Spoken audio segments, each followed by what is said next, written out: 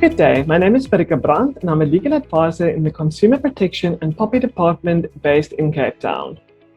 Good day, I'm Stephanie Christensen, also a legal advisor in the Consumer Protection and POPI department based in Cape Town.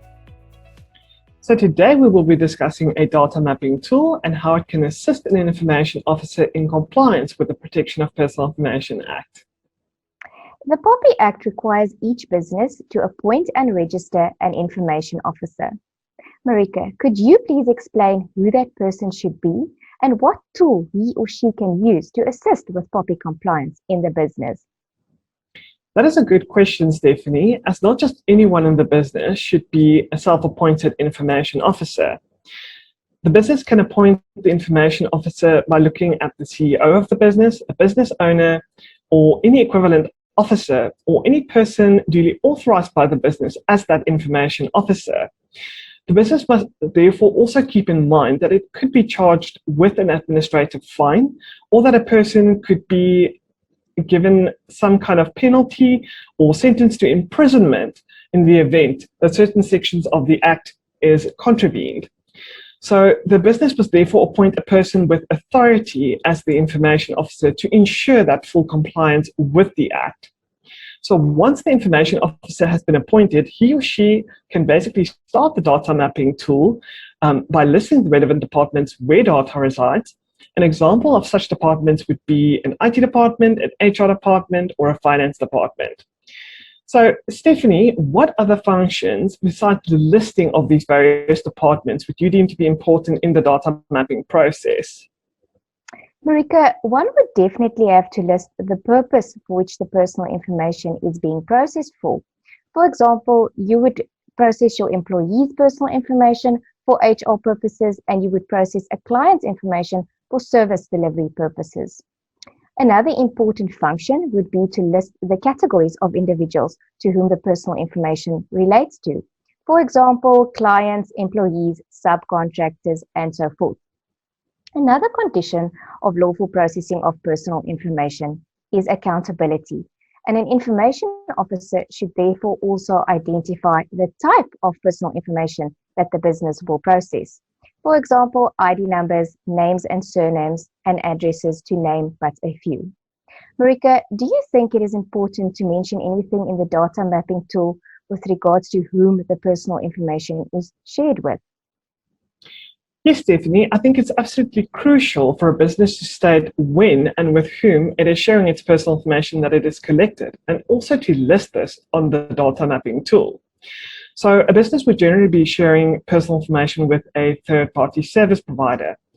A general example of who a third-party service provider would be an IT company. So the IT company then has access to the computer systems of the business and then therefore has access to personal information on those systems. Therefore, it is very important for the business to ensure that it has data processing agreements in place that the third-party service providers then will sign, and this will also be listed then in the data mapping process.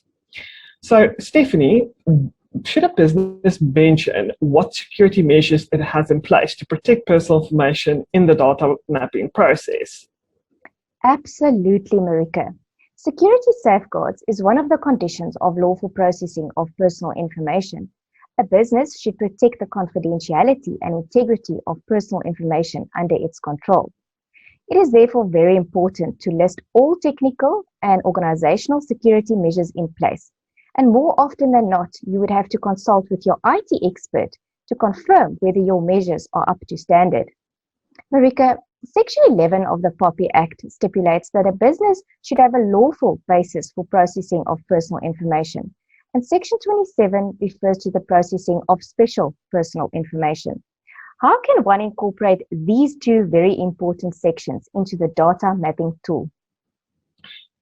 Okay, so in terms of Section 11 of the Act, a business should recognize the justification grounds it has to process that personal information. An example of such a justification ground would be a data subject, a person whose personal information is being processed, who consents to that information being processed. This is, however, not the only consideration that would be taken into account when determining whether a business is being compliant with the Protection of Personal Information Act. So therefore, there could be some other examples as well for justification grounds, such as a business finding it necessary to process personal information in order to carry out certain actions for the performance or conclusion of a contract to which that data subject then is a party.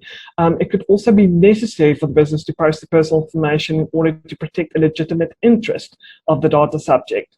So these justification grounds should all be listed. The same can be said for Section 27 of the Act. There, a business must then list each and every condition as to why it is processing personal information of a special category in the data mapping tool. Thank you very much. I think that is all we have time for today, and we have given a brief overview of how a data mapping tool can be used in the business. If you need assistance with POPI compliance, please contact SEESA.